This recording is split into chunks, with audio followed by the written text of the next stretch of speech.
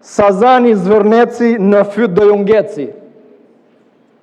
Kjo është në fakt interpelanca ime e parë, dhe unë sinqerisht nuk e di për çfarë mbajmë këto interpelanca, nëse përgjigja e zotit ministër është kjo që është. Sepse unë e mirë kuptoj që ka përgatitur ai diçka për të thënë, për të na folur për propagandën e partisë, por nëse drejtojmë pyetje konkrete, presim të paktën minimumin një përgjigje, edhe evazive. Ndërkohë dëgjuam një recitim këtu për liçenin e Shkodrës, kur hallën e kemi në Zvërnet.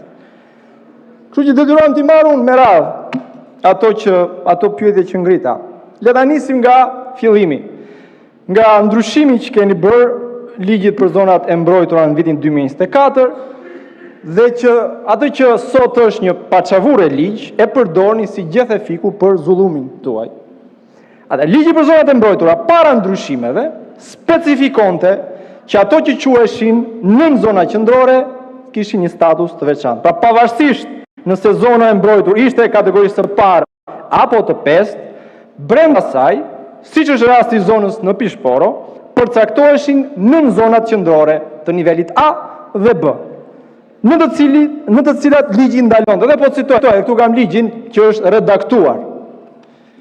Ndaloj në këto nën zona ndërtime të çdo lloji, ndalon të ngritjen e objekteve çlotëse, argëtuese dhe sportive, ndalon të lëvizjen me mjete motorike të çdo lloji, me përjashtim makinave të administratës së ruajtjes së rezervatit dhe të zjarfikseve. Ndalon gëzimin e tokës me teknologji intensive, me mjete dhe mënyra që shkaktojnë ndryshime rrënjësore në biodiversitet, në strukturën dhe funksionin e ekosistemeve, ose që dëmtojnë në mënyrë të pandrejshme sipërfaqen e tokës. Ç'bën këta 2024, kur zoti ministër ishte zëvendës ministër, i fshin të gjitha këto përcaktime ligjore dhe lanë ca gjëra estetike.